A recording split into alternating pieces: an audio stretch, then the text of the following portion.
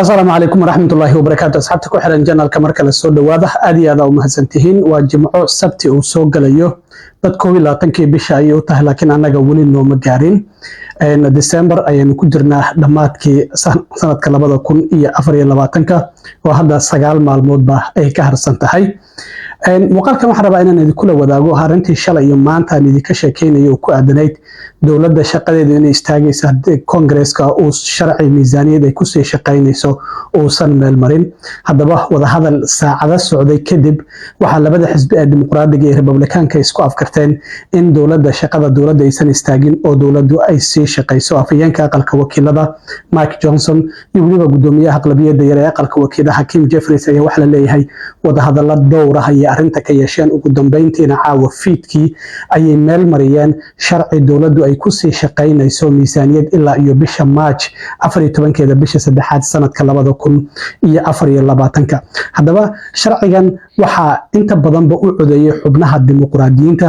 waxaan ognahay sharcigii horey ay labada xisbi isugu raaceen in Elon Musk iyo Trump arbacadii ay diideen isla markaana mid kale oo la soo diyaariyay Khamiistii ay haddana aqalka wakiiladu xalay ay diideen isla markaana waliba 38 xubnood oo Republican ah ay ka soo horjeesteen halka sidoo kale dhinaca dimuqraadiyiintana xubno gaaraya 197 xubnood ay ka soo horjeesteen. 174 Republican iyo 2 dimuqraadiyiin oo kaliya ayaa u codeysay. marka waxa loo baahnaa marka 435 xubnood oo aqalka wakiilada saddex loo qaybiyo 2 kamid ah inay u codeeyaan. marka 235 maadaama ay diiday sharcigaasi waa uu guul dareystay.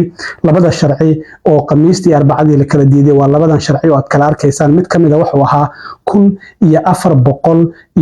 1447 page ayuu ka koobnaa.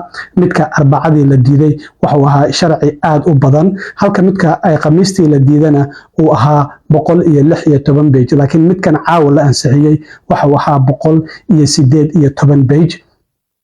xubnaha u codeeyay marka sharcigan caawa la meel mariyay waxay ahayn 170 Republican iyo 196 dimuqraadiyiin halka 34 xubnood oo Republican sidoo kalena ay diideen oo ay ka soo horjeesteen. marka 366 ayuu sharcigan ku meel maray.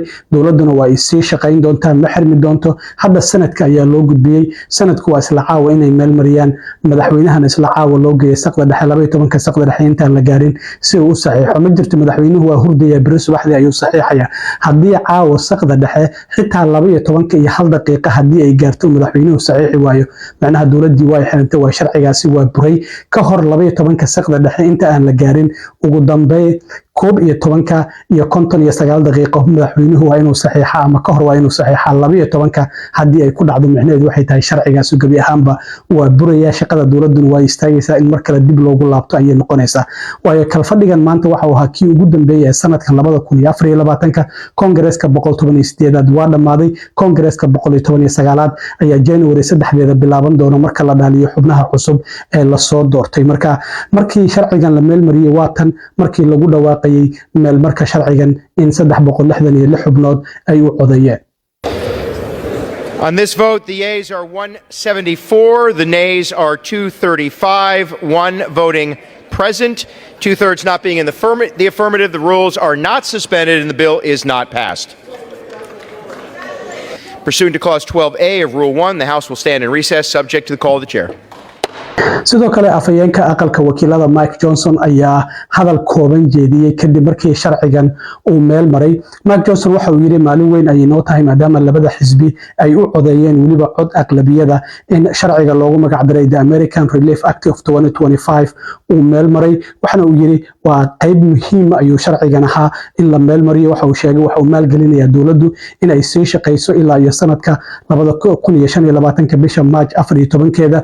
muhiimad gaar ah ayuuna noolaha. waxa uu yiri waxa uu qayb ka yahay ajendaheena America First oo danta dadka Mareykanka aan kaalinta koobaad gelinin. waxa uu yiri January isbedel ayaa dhici doona.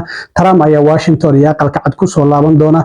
Republicanku waxay la wareegi doonaan aqlabiyadda aqalka wakiilada iyo waliba aqalka sanadka. waxa uu sidoo kale sheegay in isbedel weyn oo Washington ka dhici doona bisha January marka Trump uu xilka la wareego.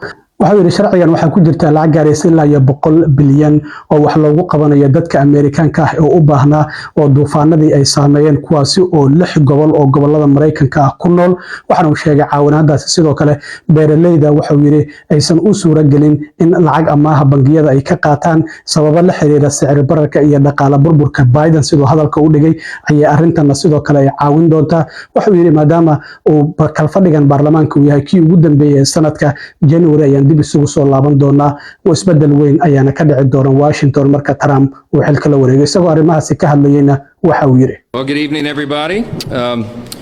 We are really grateful that tonight, in bipartisan fashion, with overwhelming majority of votes, we passed the American Relief Act of 2025. This is a very important piece of legislation. It funds the government, of course, until March of 2025. That was a big priority for us. This is America First legislation because it allows us to be set up to deliver for the American people. In January, we will make a sea change in Washington. President Trump will return to D.C. and to the White House, and we will have Republican control of the Senate and the House. Things are going to be very different around here. This was a necessary step to bridge the gap, to put us into that moment where we can put our fingerprints on the final decisions on spending for 2025. We also, in this bill, as you know, took care of Americans who desperately needed and deserved the assistance. We had a record hurricane season. Hurricanes Helene and Milton in particular did dramatic damage across at least 6 states. The Carolinas, Virginia, from Florida, Tennessee, all the way through. And they have been waiting for the federal government to assist. We did that tonight in this bill. We also took care of our farmers, many of whom are on the brink of collapse because of Bidenomics, frankly, because the inflationary cost of their inputs and the inability they have right now to get loans from the banks and the lenders to put their crops in the ground, to put the seeds in the ground in the spring. So we had to take care of that, and we did. We are excited about this outcome tonight. We're grateful that everyone stood together to do the right thing. And having gotten this done now as the last order of business for the year, we are set up for a big and important new start in January. We can't wait to get to that point. sidoo kalena gudoomiyaha aqlabiyada yar ee qalabka wakiilada Hakim Jeffries oo isaguna markii sharcigan dawladda lagu maalgelinayo ilaa bisha 3aad ee sanadka soo socda hadal kooban jeediyay ayaa wuxuu yiri xubnaha dimuqraadiyiinta ee ku jira aqalka wakiilada si guuli ku jirta waxa ay u maalgeliyeen dawladda ayuu yiri kadib markii codsi uu uga yimid madaxweyne Joe Biden marka dimuqraadiyiinta hadaysan sharcigan badbaadin lahayn oo aysan u codan lahayn ma uusan meel mari lahayn sidoo kalena waxa uu yiri si wax looga qabto baahida dadka Mareykanka ah dhinacyada caafimaadka badqabka iyo sidoo kalena dhaqaalaha ayuu yiri waxana sidoo kale uu sheegay in xubnaha dimuqraadiyiintu si guuli ku jirta ay ugu dagaalameen qoysaska beeraleyda iyo sidoo kalena waxa uu yiri kooxaha gurmadka degdega ah iyo waliba mustaqbalka dadka shaqeeya ee Mareykanka qoysaska shaqeeya ee Mareykanka waxa uu sidoo kale sheegay in xubnaha dimuqraadiyiintu si guuli ku jirta lacag 100 bilyan oo dollar ay ugu meel mariyeen gobolada masiibooyinka ay saameeyeen ee dadka Mareykanka ah ee u baahnaa caawinaad degdega waxana uu sheegay xubnaha dimuqraadiyiintu inay ka hor istaageen waxa uu yiri kooxaha mayalka adag ee Republicanka ah in dawladda ay xiraan isla markaana ay dhaawac u geystaan dhaqaalaha wadanka Mareykanka iyo waliba qoysaska Mareykanka ee shaqeeya waxa uu sheegay in arrintan ay guul u tahay shacabka Mareykanka waxana uu sheegay in arrintan aysan ku istaagi doonin oo marka January uu dib u soo laabto Congresska in howlaha dhiman ay dhameystiri doonaan isagoo arrimahaasi ka hadlayna waxa uu yiri Good evening, everyone. House Democrats have successfully funded the government at levels requested by President Biden in order to meet the needs of the American people in terms of their health, safety, and economic well-being. House Democrats have successfully fought for families, farmers, first responders, and the future of working-class Americans. House Democrats have successfully fought for $100 billion in disaster assistance in order to make sure that those everyday Americans whose lives have been turned upside down in terms of hurricanes, storms, tornadoes, wildfires, floods, and other extreme weather events can get the assistance that they need to address the problems they've been confronting. House Democrats have successfully stopped extreme MAGA Republicans from shutting down the government, crashing the economy, and hurting working class Americans all across the land.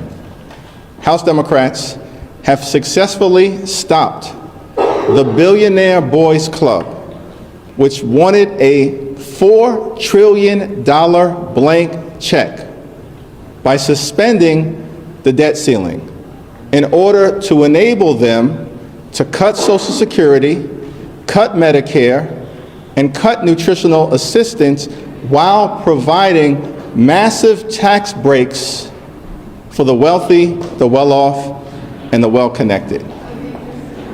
This is a victory for the American people. We have successfully advanced the needs of everyday Americans, but there are still things to be worked on, and we look forward to that fight in the new year.